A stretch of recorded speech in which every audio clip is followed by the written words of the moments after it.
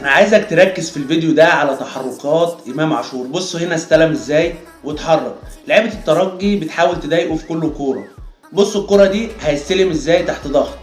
بص ضربوه بس عرف يتخلص منها. بص هنا طبعا هو كان عايز يروح ياخد الكوره التانيه بس مسكوه. بصوا الكوره دي هيعمل ايه. هوب عدى من واحد والتاني ضربوه. امام عاشور عشان توقفه لازم تضربه. بص هنا هيعمل ايه في الكوره دي كمان. عدى اللعيب بتاع الترجي مسكه. هم عارفين ان امام عاشور اهم لاعب في الاهلي. بصوا الكره دي هيعدي هيعملوا فيه ايه. بص عمل اوفر بس طبعا اللاعب بتاع الاهلي المهاجم ما راحلوش على القريبه. بص هنا عمل اسكان وهيلعب الكوره.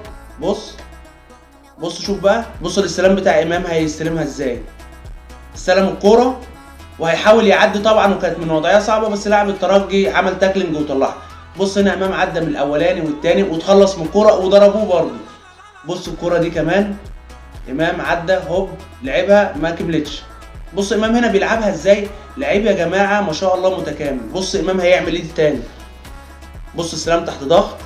بص هيعدي عشان ياخد الكره التانيه. طبعا عندك هنا ما اتلعبتلوش تاني. بص امام هنا هيعمل ايه. بص الاستلام.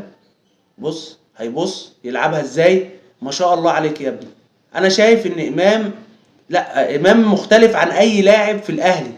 بص ادي امام واحده يا ابن اللعيبه. بص امام هيتجنن حرفيا. بص دي كمان. بص امام الله. بص حطها ازاي. الله يا ابني والله. بص هنا امام بقى في الضغط. بص انا عايزك تشوف قطعها.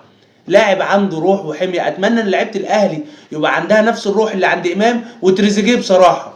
يعني لو كل لعيبه الاهلي عندها الروح دي في العوده هنعمل مباراه كبيره ان شاء الله وانا واثق من حاجه زي دي. اتمنى ان لعيبه